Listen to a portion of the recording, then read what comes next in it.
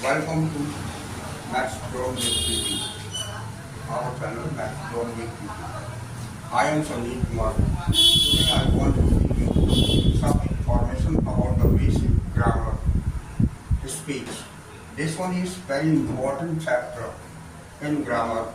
How can we change our sentences, direct to indirect sentences? I want to give you some information about it. And speeches that means इसको हिंदी से हम कथन कहते हैं। Speech expresses the statements.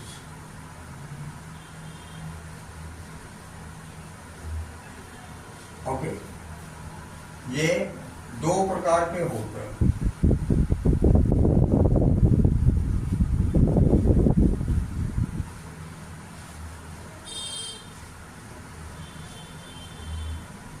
Speeches को narration भी बोला जाता है।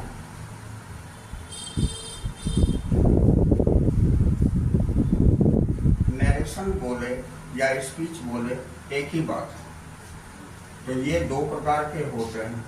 पहला होता है डायरेक्ट स्पीच,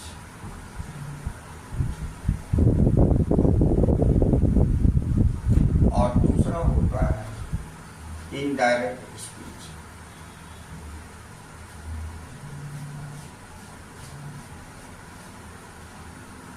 डायरेक्ट स्पीच को हिंदी से प्रत्यक्ष कथन,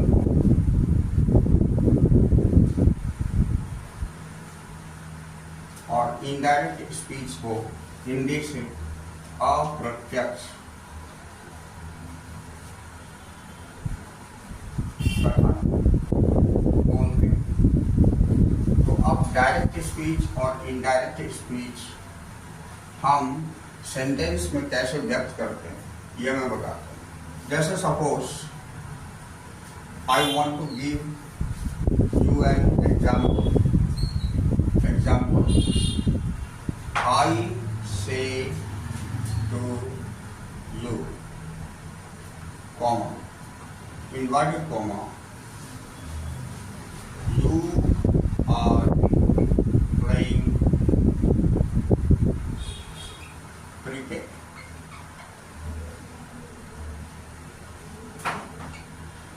This one is example. Okay.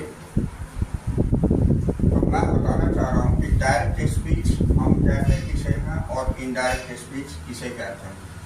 तो डायरेक्ट स्पीच होता है when any person say his statement directly to the other person.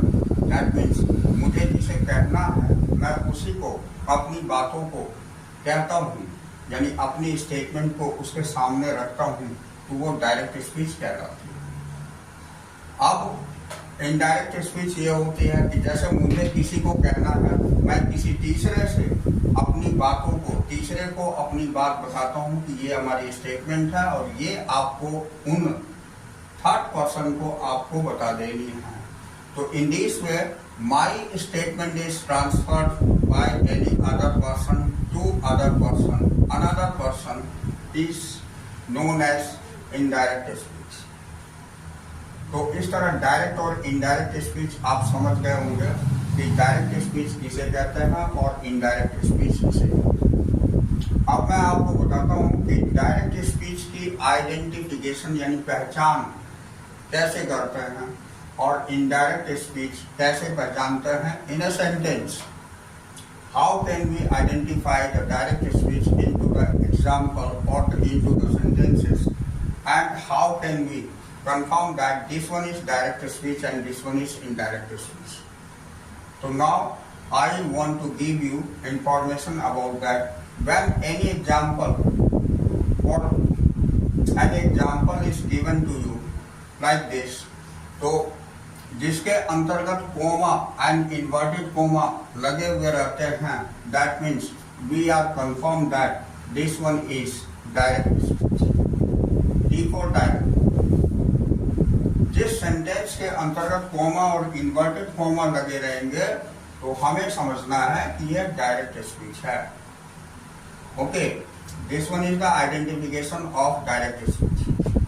And indirect speech में क्या होती है, ये कोमा और इन्वर्टेड कोमा गोन ऑफ, यानी हटा दिए जाते हैं और इस प्लेस पर दैट का प्रयोग करते हैं, सिंपली दैट का प्रयोग करते हैं। तो मीन्स हुआ ये पूरी की पूरी लाइन एक सेंटेंस के अंतर्गत कन्वर्टेड होती है। There is no use of comma and inverted comma. तो that type of sentence is known as indirect speech. This one is the identification of indirect speech. Okay, तो आइए अब मैं आपको इस एग्जाम्पल के अंतर्गत ये स्टेटमेंट में इसे क्या कहते हैं ये मैं बताता हूँ, because this one is very important. अगर ये बताऊंगा वो सारी चीजों का यूज होगा हमें रूल एंड रेगुलेशन को इलस्ट्रेट करने के लिए, इसलिए मैं यहाँ बताता हूँ।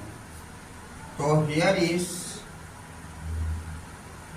आई is known as subject and say to is said to be reporting verb.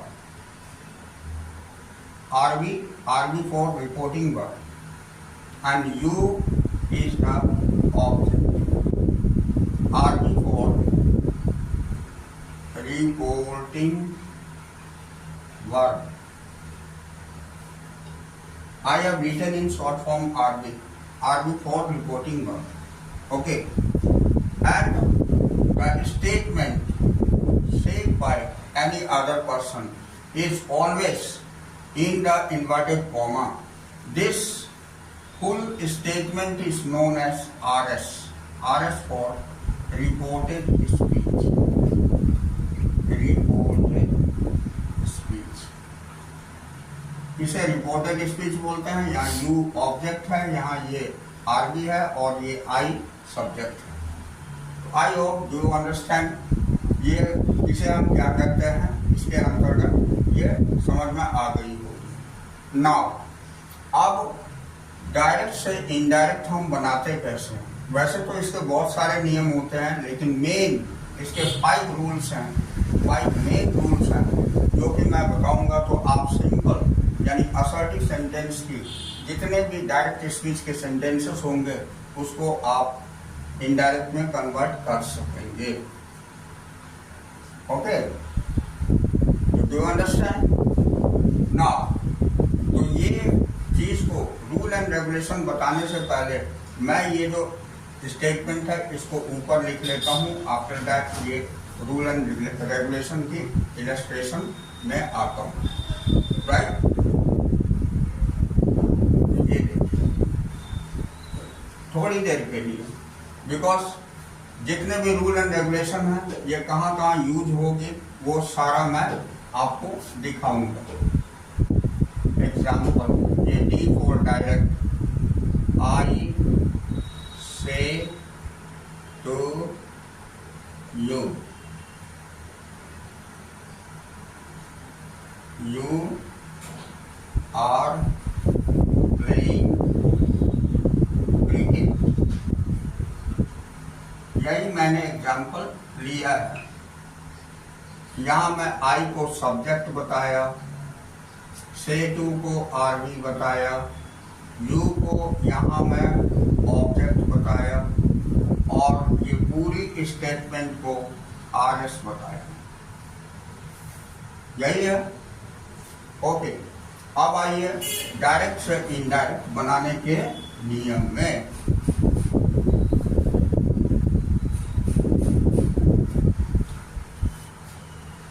यहाँ डायरेक्ट से इनडायरेक्ट बनाने का नियम।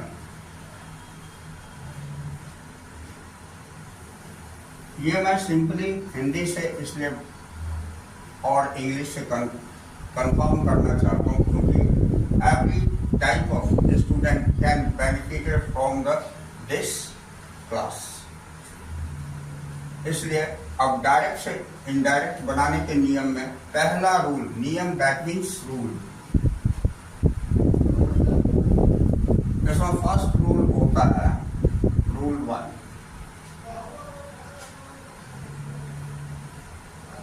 ये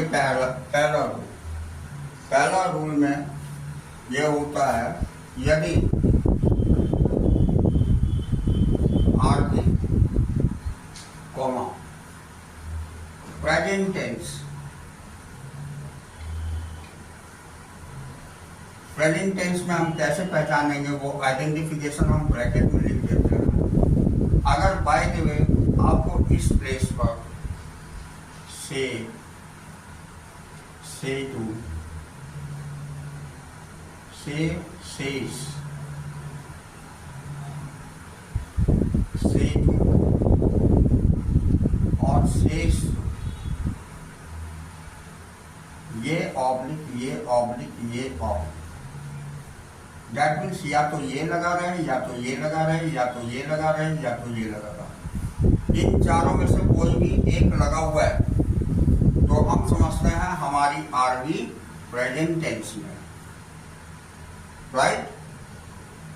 तो यदि आरबी प्रेजेंट टेंस या फ्यूचर टेंस, अब फ्यूचर टेंस की पहचान मैं बताता हूं। इसमें शैल से ऑब्लिक विल से, इन दोनों में से कोई एक इस प्लेस पर लिखा हुआ रहे तो मैं समझूंगा कि ये फ्यूचर टेंस के आरबी हैं। तो यदि आरबी प्रेजेंट टेंस या फ्यूचर टेंस, यहां लिखिए मैं हो, ये जो अंडरलाइन है ये आपको पढ़नी है। ये तो मैं इसके अंतर्गत आरबी क्या होगी ये चीज को ब्रैकेट में दिखाया है। तो यदि आरबी प्रेजेंट टेंस या फ्यूचर टेंस में हो तो आरएस का टेंस में कोई परिवर्तन नहीं होता है। तो ये सारे अंडरलाइन है, ये अंडरलाइन में ये यहां से यहां तक, यहां से यहां तक, उसका में हो, उसके बाद ये। तो अब आप अंडरलाइन वाले सारे पढ़ेंगे तो देखिए क्या हो जाता है। यदि आरबी प्रेजेंट टेंस या फ्यूचर टेंस में हो तो आरएस का टेंस में कोई परिवर्तन नहीं होता है। दैट मीन्स इसका ये आरएस है हमारी, इसका टेंस चेंज नहीं होगा। अगर ये आरबी हमारी प्रेजेंट टेंस या फ्यूचर टेंस में होगी तो this one is known as rule 1। When RB is in present tense and future tense, so there will not be any change in RS. Okay, this one is the first rule. Okay, अब आइए, तो ये पहला नियम हमारा लागू कहाँ हो गया, हम एग्जाम्पल में दिखाते हैं आपको। यहाँ लागू, हमें आरबी देखनी है पहले कि ये हमारी प्रेजेंट टेंस में है या फ्यूचर टेंस में। अगर ये प्रेजेंट और फ्यूचर में है तो इसका टेंस चेंज नहीं करेंगे। This one is first rule and first rule is implemented here in RB. Okay, now the second rule. अब रूल सेकंड रूल भी हमारी आरबी में ही प्रेजेंट, आरबी में ही रिप्रेजेंट होती है। ओके, रिप्रेजेंट करता है आरबी। जैसे सेकंड रूल में होता है कि अगर आपकी आरबी मतलब नीचे दिए हुए हों तो उसको हम कैसे आरबी को चेंज करते हैं वो मैं बताता हूं, ठीक है। तो यहां लिखेंगे डायरेक्ट आरबी निम्न प्रकार से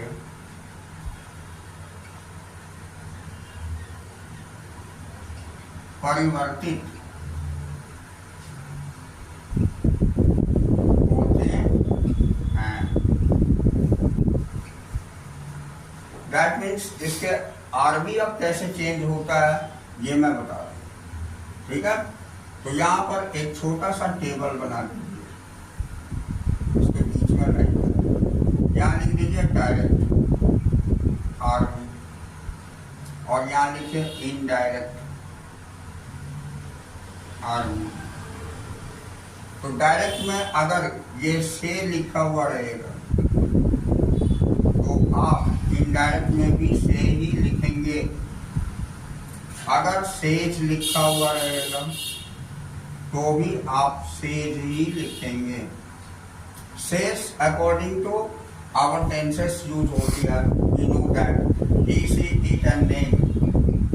जब उससे शुरुआत होती है that will be the subject, then the verb says is used. तो सेज की प्लेस पर भी हम कोई चेंज नहीं करेंगे, सेज ही लिखेंगे इनडायरेक्टली। लेकिन अब कंडीशन है से टू अगर यूज किया गया हो, means two is used with से, तो इसको हम टेल कर देते हैं। और सेज टू लिखा हुआ रहे तो इसको हम टेल्स कर देते हैं। अगर इसमें एस जुड़ा हुआ है तो यहाँ टेल में एस जोड़ देते हैं। Be careful. इसके बाद फ्यूचर का तो सेल से और विल से सेम रह जाती है, नो एनी प्रॉब्लम। अब मैं आपको पास्ट की थोड़ी सी बताता हूँ। अगर बाय द वे यहाँ पर सेड लिखा हुआ रहे इन पास्ट, तो it will also become the said ही रहेगा। एंड आफ्टर ऑल अगर ये सेड टू लिखा हुआ रहे, टू के साथ लगा रहे, तो इट विल बिकम टोल्ड। तो आपने इसमें क्या देखा, जिसके जिसके साथ टू लगी हुई थी वही थोड़ी सी चेंज हुई है, बाकी सारे सेम रह गए। तो be careful. Okay, this one is known as second rule. Okay, तो ये सेकंड रूल भी हमारी इसी जगह लागू हो गई। अब हम आपको थर्ड रूल बताते हैं।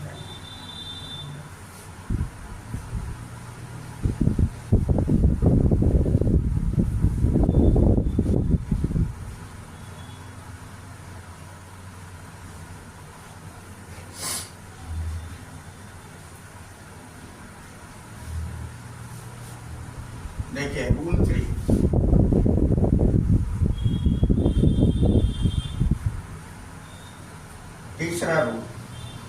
तीसरा रूल होता है हमारा इस जगह यूज उसका। तो तीसरे रूल में इस प्लेस पर यूज होता है, दैट मीन्स यहाँ तो कोमा और इन्वर्टेड कोमा लगा हुआ है, तो हम इसे ही लिखते हैं कि डायरेक्ट के comma COMMA comma, that means this one is the symbol, तथा inverted comma, that means this one, इसे inverted comma बोलते हैं। तो डायरेक्ट के कोमा तथा inverted comma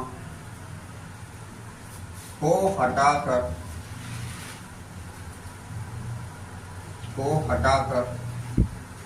that, ये कनेक्टर है, that is also known as the conjunction or the connector। तो that is used, कोमा और इन्वर्टेड कोमा को हटाकर यहाँ that means ये हो गया, ये कोमा और इन्वर्टेड कोमा हम लोग रिमूव कर देंगे, और after that here THAT, that connector is used, यहाँ पर that का प्रयोग करते हैं।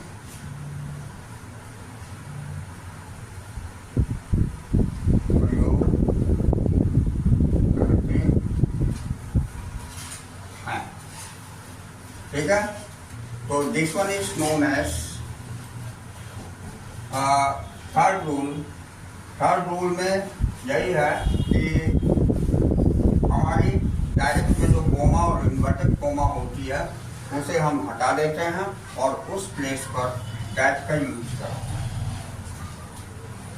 ओके, तो यहाँ बताया अब fourth and fifth rule is very important and that is very remarkable rule, and hope that rule you should have to be attentively